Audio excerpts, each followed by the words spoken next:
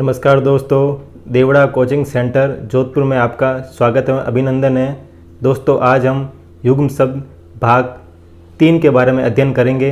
दोस्तों चलते हैं हम आगे। अगला हमारा युग्म शब्द। दोस्तों एक होता है दीवा और एक होता है दीवा। दोनों बोलने में एक जैसे हैं पर उनका अर्थ अलग अलग है। दीवा छोटा मतलब दिन। दिन हमेशा क्या होता है? छोटा होता है। क्या होता है? छोटा। ये दी और ये दी बड़ी और दी छोटी। तो दीवा दिन हमें याद रखना है। दिन क्या होता है? छोटा। और दीपक क्या होता है? हमेशा बड़ा। दीपक को हमें क्या मानना है? बड़ा मानना है। और दिन को हमेशा क्या मानना है? छोटा मानना है। ठीक है ना दोस्तों? आगे देखो, एक होता है दूती और एक होता है दूती। दूती का अर्थ होता है चमक। चमक हमेशा क्या होती है? छोटी होती है। क्या होती है? दू और दू। चमक हमेशा क्या होती है? छोटी होती है। और दू संदेशवाहिका, जो संदेश का आदान प्रदान करती है, संदेशवाहिका कहलाती है। जो दूती हमेशा क्या होती है? बड़ी होती है। कई बार ये एग्जाम में पूछा जा चुका है ये क्वेश्चन। अगला देखते हैं, एक होता है निर्जर और एक होता है निर्जर। निर्जर का अर्थ होता है देवता। क्या होता है? देवता। और एक होता है निर्जर, झरना। ये ज और ये ज। निर्जर मतलब देवता और निर्जर मतलब झरना। ठीक है दोस्तों, आपको याद रखने के लिए। अगला देखो, एक होता है निर्माण, एक होता है निर्वाण। निर्माण का अर्थ होता है रचना। हम किसी की रचना करते हैं, उससे क्या बोलते हैं? निर्माण। और निर्वाण का अर्थ क्या होता है? मोक्ष प्राप्ति। क्या बोलते हैं? मोक्ष। आगे देखते हो तो एक होता है परवा, एक होता है परवा। परवा का मतलब होता है चिंता। हम किसी की चिंता करते हैं, हम किसी की परवाह करते हैं, वो क्या होता है? चिंता। यानी परवाह, चिंता। और एक होता है प्रवाह, बहाव। जैसे नदी का बहाव, जल का बहाव, किसी का बहाव। तो परवाह, चिंता और प्रवाह, बहाव। ठीक है दोस्तों, आगे चलते हैं। एक होता है प्रसाद, एक होता है प्रासाद। बीएड में कई बार ये क्वेश्चन पूछा जाता है। हर बार बीएड की परीक्षा में पीटीटी के अंदर ये क्वेश्चन पूछा जाता है और बीएसटीसी एग्जाम में ये क्वेश्चन पूछा जाता है। प्रसाद और प्रासाद। प्रसाद का अर्थ होता है कृपा और प्रासाद का अर्थ होता है महल। क्या होता है? महल। प्रसाद का अर्थ होता है कृपा और प्रासाद का अर्थ क्या होता है? महल। आगे देखो, एक होता है प्रतीप और एक होता है प्रदीप। प्रतीप का अर्थ होता है विपरीत यानी उल्टा। प्रतीप विपरीत यानी उल्टा। और प्रदीप यानी क्या होता है? दीपक। दीप से याद रखना आप, ये दीपक और प्रतीप, दीप यानी विपरीत। ठीक है दोस्तों, चलते हैं आगे। एक होता है पायस, एक होता है पावस। पायस होता है खीर। क्या होता है? खीर। और एक होता है पावस। पावस मतलब क्या होता है? वर्षा ऋतु। क्या होती है? वर्षा ऋतु।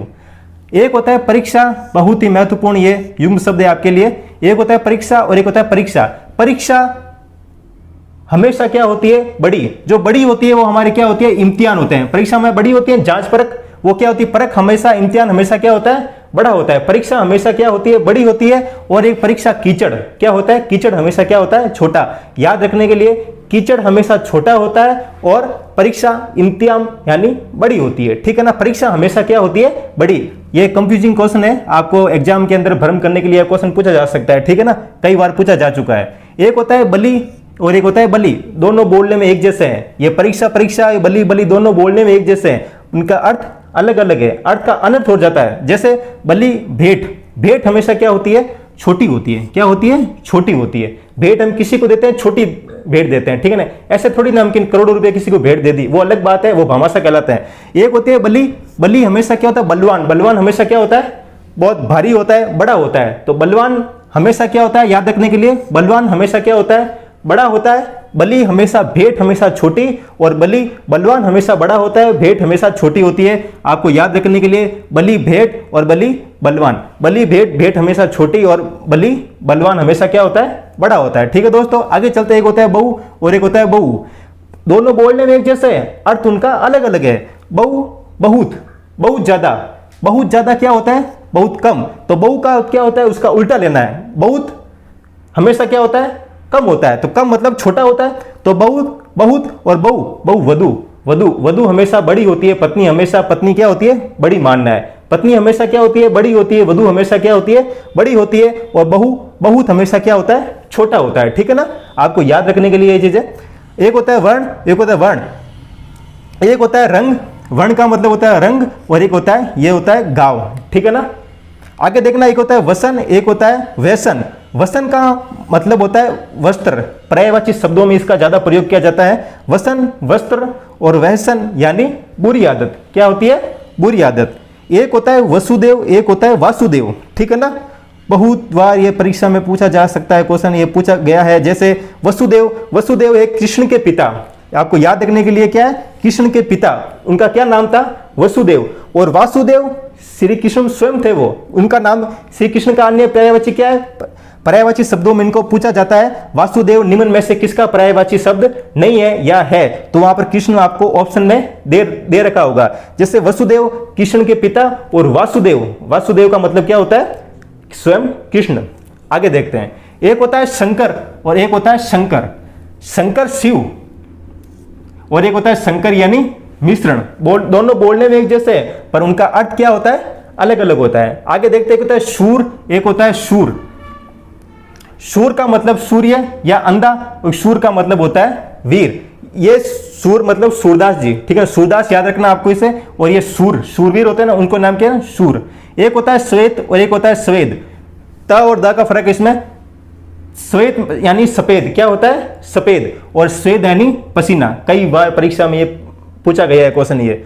आगे देखो, एक होता है सौजन और एक होता है सौजन। सौजन का अर्थ होता है कुत्ता, क्या होता है? कुत्ता। और एक होता है सौजन, सौजन का मतलब होता है परिजन या अपना। क्या होता है? अपना भी बोलते हैं इसे कई बार, और परिजन बोलते हैं। क्या हो गया? एक तो सौजन और एक होता है सौजन। सौजन यानी कुत्ता और सौजन यानी परिजन। एक होता है सती और एक होता है सती। सती 100 वर्ष, क्या होता है? 100 वर्ष। और एक होता है सती, ये पतिव्रता स्त्री या नारी। पतिव्रता जो पति का धर्म पालन करती है उसे क्या कहते हैं? पतिव्रता स्त्री। सती 100 वर्ष। सती जो बड़ी होती है ती, दोनों ही बड़ी है, इसमें स अलग है, ये स अलग है। आगे देखो, सीता और सीता, दोनों बोलने में एक जैसे हैं। ये सीता, सीता हमेशा क्या होती है? छोटी होती है, और एक सीता बड़ी होती है। ये सीता होती है जानकी, कौन? जो भगवान राम की पत्नी थी, ठीक है ना। और एक थी सीता, सीता मिश्री, मिश्रण होता है, उसे क्या कहता है? सीता, ठीक है। एक होता है सुत, एक होता है सूत। सूत यानी पुत्र। पुत्र हमेशा क्या होता है? छोटा होता है, मानना। हालांकि पुत्र छोटा नहीं होता है, पुत्र बहुत बड़ा होता है। सूत यानी पुत्र। सूत धागा या सारथी भी बोलते हैं इसे। क्या कई बार इसको एग्जाम में धागा ना देकर सारथी दे दिया जाता है। तो सूत पुत्र और सूत यानी धागा। सूत पुत्र हमेशा छोटा होता है, आपको मानना है, और सूत धागा हमेशा क्या होता है? बड़ा होता है, ठीक है दोस्तों। आगे याद रखना, एक होता है सुधा और एक होता है सुधा। सुधा ये होता है अमृत, और ये होता है भूख, ठीक है ना दोस्तों। इस सु और इस सु का अर्थ आपको ध्यान मालूम होना चाहिए, ठीक है दोस्तों। आगे देखो, एक होता है सुधा और एक होता है सुधा। एक सुधा होता है अमृत और एक सुधा होती है भूख, ठीक है ना। दोनों बोलने में एक जैसे हैं, पर उनको लिखने के लिए दोनों का अर्थ अलग अलग हो जाता है। एक होता है हर, एक होता है हरि, और एक होता है हरि। हर का मतलब सभी को पता है लगभग, महादेव। क्या बोलते हैं? महादेव का ये पर्यायवाची है, पर्यायवाची शब्दों में इनका ज्यादा प्रयोग किया जाता है। एक होता है हरि और एक होता है हरि। हरि का मतलब होता है विष्णु, और एक होता है हरि हरे रंग की। हरे रंग की हमेशा क्या होती है? बड़ी होती है, और विष्णु हमेशा छोटा होता है। हालांकि विष्णु को छोटा नहीं मानना है, विष्णु को हमेशा बड़ा होता है, पर इसको हमें ट्रिक देने के लिए हम क्या मानते हैं इसको? हरि विष्णु छोटा और हरि हरे रंग की क्या होती है? हमेशा बड़ी होती है, ठीक है दोस्तों। एक होते हैं सीति और एक होता है सती। सीति का मतलब होता है पृथ्वी, क्या होता है दोस्तों? पृथ्वी। और एक सती का मतलब होता है हानि। जैसे किसी को सती हो गई या किसी को हानि हो गई, तो इसे क्या बोलते हैं? ये पर्यायवाची शब्दों में इनका ज्यादा प्रयोग किया जाता है। सीति यानी पृथ्वी और सती यानी हानि, ठीक है दोस्तों। आगे चलते हैं, अपना लास्ट युग्म शब्द। एक होता है हंस और एक होता है हंस। दोनों बोलने में एक जैसे हैं, पर उनका अर्थ अलग अलग है। हंस मतलब पक्षी विशेष, हंस मानते हैं एक पक्षी विशेष, इसको मराल भी बोलते हैं। कई बार परीक्षा में इसको पक्षी न देकर मराल दे दिया जाता है। क्या दे दिया जाता है? मराल। यह पर्यायवाची किसका है? पक्षी का पर्यायवाची है हंस। और एक होता है हंस यानी हंसना, ठीक है दोस्तों। इसी के साथ आज हमारा ये भाग 3, भाग फर्स्ट, भाग सेकेंड और भाग थर्ड जो हमने पढ़े थे युग्म शब्द, आज हमारा कंप्लीट होता है। आगे हम अगला नेक्स्ट चैप्टर लेंगे। तब तक के लिए टेक केयर, थैंक यू।